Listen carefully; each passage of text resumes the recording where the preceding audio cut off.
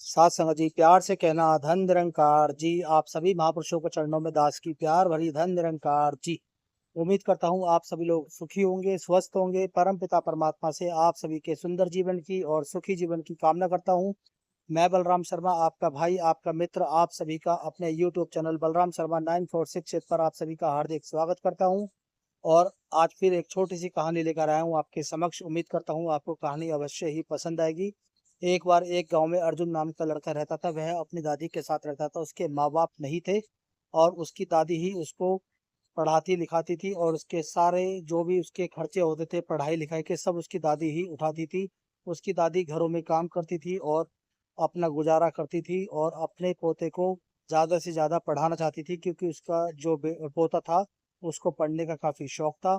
तो अर्जुन को भी बड़ा अच्छा लगता था पढ़ना, लेकिन जब भी एग्ज़ाम आते थे या उसकी क्लास में कुछ टेस्ट होते थे तो उसके नंबर कभी अच्छे नहीं आते थे, जिसकी वजह से वो हिम्मत को हार जाता था और उसका मन जो था डगमगा जाता था पढ़ाई की तरफ से और वो उदास होकर बैठ जाता था। तो ये सब उसकी दादी हमेशा देखा करती थी। तो एक दिन उसकी दादी अपने कमरे के अंदर खाना बना रही थी और खाना बनाते के साथ उसने देखा एक छोटा सा दीपक जल रहा है और उस दीपक के नीचे एक चींटी थी। वो एक अपने से बड़े आकार का एक खाने का पदार्थ लेके दीवार के ऊपर चढ़ने का प्रयास कर रही है और बार बार गिर रही है। तो दादी ने तुरंत अपने पोते अर्जुन को बुलाया और कहा कि देखो, तुम इस चींटी को गौर से देखो, ये क्या कर रही है। तो अर्जुन ने देखा कि वो चींटी अपने से बड़े एक आकार का एक खाने का पदार्थ लेके ऊपर चढ़ने का प्रयास कर रही है और बार बार नीचे गिरती है। यह देखकर अर्जुन बहुत हंसने लगा और उसकी दादी बोली कि आप हंसो नहीं और देखो इस चींटी को, देखो ये क्या काम कर रही है और इसके जो ये कर्म कर रही है उससे क्या सीखने को मिल रहा है, आपको क्या सीख मिलती है। अब अर्जुन उसको गौर से देखने लगा और देखता है कि वो चींटी 8-10 बार नीचे बार बार गिर रही थी और फाइनली वो उस पदार्थ को लेकर, जो खाने वाला पदार्थ था, उसको लेकर दीवार पर चढ़ जाती है।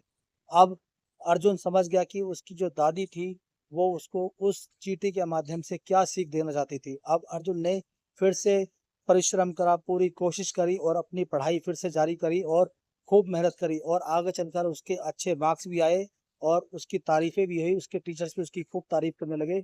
अब जब पुरस्कार का टाइम आया, तो जब उसको पुरस्कार मिल रहा था तो अर्जुन की आंखों में आंसू थे और अपनी दादी की जो उन्होंने सीख दिखाई थी उस चींटी के माध्यम से वो सीख भी अपनी दादी की याद रही।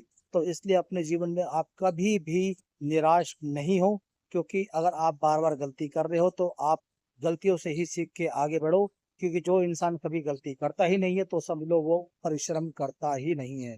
इसलिए बार बार गलती करना गलत नहीं है, लेकिन गलत चीज को सुधार के सही करना वो गलत है।